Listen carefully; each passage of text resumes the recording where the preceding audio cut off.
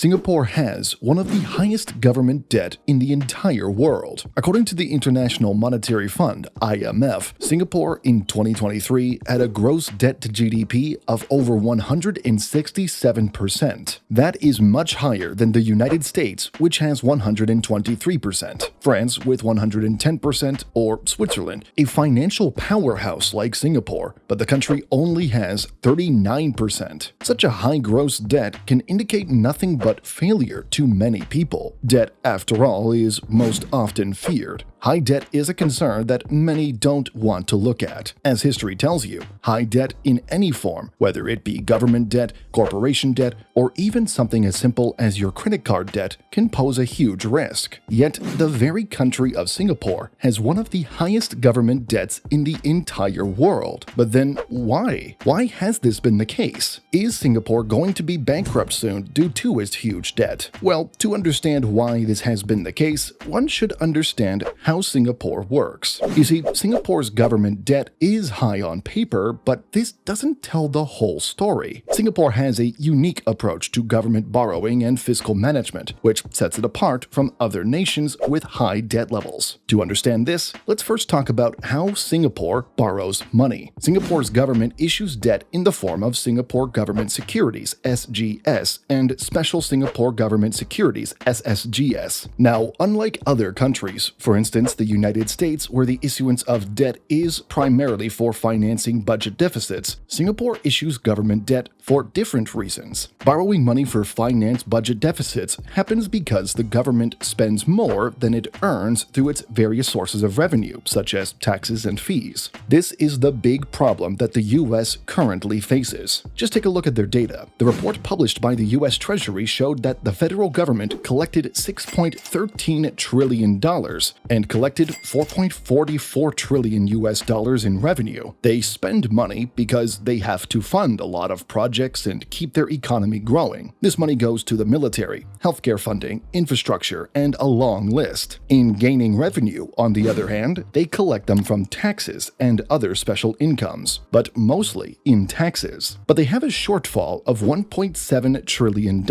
Where do they get the rest? They borrow them. This is where issuing government debt instruments such as bonds come into play. The US Treasury issues various types of bonds, including treasury bills, notes, and bonds to investors. These instruments are essentially a promise to pay back the borrowed money with interest at a future date. Investors ranging from individual citizens to foreign governments purchase these bonds, providing the US government with the necessary funds to cover its deficits. Singapore, however, does not operate like this. They issue the SGS and SSGS for other reasons and not for covering their fiscal deficit. The SGS are issued primarily for the development of the local debt market. This fosters a vibrant and liquid bond market in Singapore, which is essential for the financial sector's growth and stability. The issuance of SGS bonds also helps in the management of the country's liquidity. It's a way for the government to absorb excess funds in the financial system, which can help in controlling inflation and ensuring economic stability. On the other hand, the SSGS are non-tradable bonds issued specifically to the Central Provident Fund, CPF. CPF is a mandatory pension fund for working Singaporeans and permanent residents, used to fund their retirement, healthcare, and housing needs. The SSGS help in managing the CPF funds. The interest rates on SSGS are pegged to the CPF interest rates that the government pays to CPF members on their balances. This arrangement ensures that the CPF can meet its liabilities to its members. Therefore, in Singapore's case, the issuance of SGS and SSGS is more about financial market development and pension fund management rather than financing government expenditure or covering fiscal deficits. But then you wonder, does that mean Singapore does not have a budget deficit? Does it collect more taxes than it spends? Well, it is historically known that Singapore has often reported this, in partly due to its conservative approach to expenditure and effective tax system. The country has a variety of revenue sources, including income tax, corporate tax, and the goods and services tax. Furthermore, one should not overlook the country's sovereign wealth funds,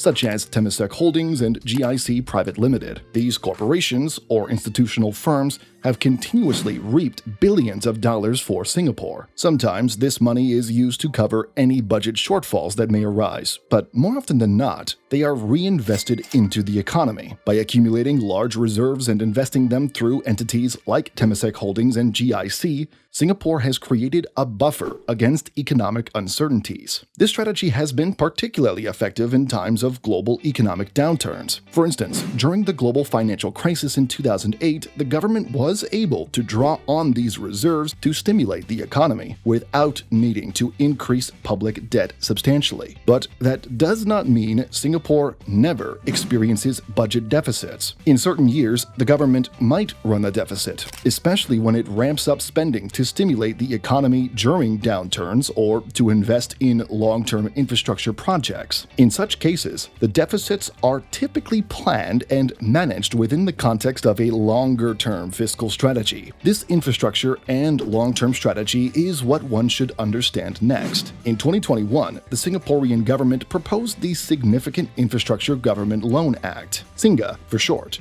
is a legislative framework that allows the Singaporean government to borrow money for major, long-term infrastructure projects. The details show that Singapore can borrow through this act for as much as 90 billion Singaporean dollars for up to 50 years. Now, this strategy already reflects the big debt of Singapore. They borrow money not to cover its fiscal deficits, but to invest in long-term projects. When you look at the United States and they borrow money to cover fiscal deficits, they are not using that money to invest long-term, but to rather cover the shortfalls so that its healthcare, its government, and its military can continue working. Sure, they sometimes invest in infrastructure and other long-term strategies. However, unlike Singapore, a country that mainly focuses on its long-term growth, now that the SINGA Act is alive, Singapore will likely increase its debt further. But as it's a long-term project, it will benefit several generations. By borrowing, the government can spread the cost of these assets over the period of their useful life, ensuring that the financial burden does not fall disproportionately on the current generation. This approach is particularly pertinent given the large-scale nature of infrastructure projects like new MRT lines, port development, and airport expansion, which require substantial upfront investments but offer extended periods of service and economic benefits. Moreover, this act is also reflective of Singapore's low interest rate environment. It can be more cost-effective and financially prudent to finance such projects through loans rather than depleting reserves or raising taxes. This shows why Singapore is often regarded as a forward-thinking nation in terms of fiscal management. By prioritizing long-term investment and infrastructural development, the government demonstrates a commitment to sustainable growth. This approach not only enhances the city-state's physical landscape and livability, but also bolsters its economic resilience. Investments in public transportation, for instance, not only improve daily life for residents, but also attract businesses and talent, contributing to a dynamic and competitive economy. However, that does not mean there is zero risk involved. Infrastructure and long-term investing is a difficult endeavor. What if Singapore borrows $90 billion,